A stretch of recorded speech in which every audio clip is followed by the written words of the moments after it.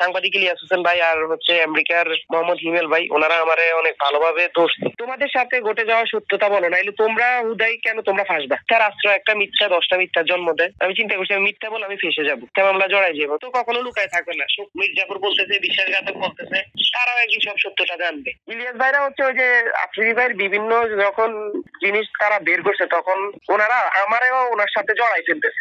আমি চিন্তা করলাম বা আমি যেগুলো করি না ওনারা আমার কেন জড়াবে। আমাকে যখন স্বপন আহমেদের বিষয় নিয়ে চাপ দেওয়া হইতেছে বা আমার উপর অনেক ধরনের মিথ্যা বানোয়াটিয়া হয়ে যাইতেছে দেখলাম, তখন আমি মোহাম্মদ হিমেল ভাই আমার সাথে কন্ট্যাক্ট করে। ওনার সাথে যখন আমি বিষয়গুলো বললাম যে ভাই আমি এগুলোর মধ্যে নাই বা আমার সাথে এগুলাতে কেন জড়া, পর আমার বলছে যে তোমাদের সাথে ঘটে যাওয়া সত্যতা বলো, নাইলে তোমরা হুদাই কেন তোমরা ফাঁসবা? তোমরা নিরীহ মানুষ, তোমরা ফাঁসার তো দরকার নেই। তুমি আফ্রিদি কি করছে তোমাদের সাথে দেন।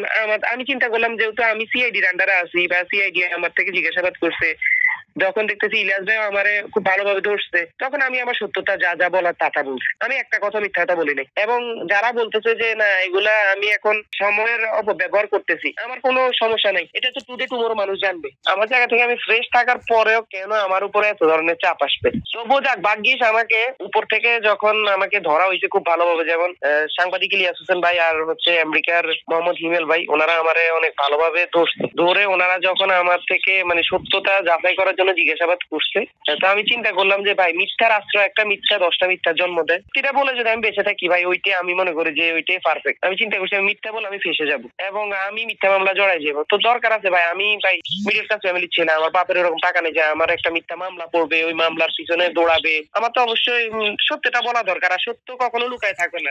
আজ হোক কাল হোক বেরোয় আসে।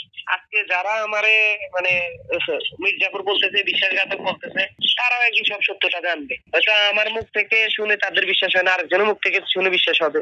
সব মিলে আমি আসলে না মানে আমি খুব ট্রমাটাইজের মধ্যে আছি আর কি।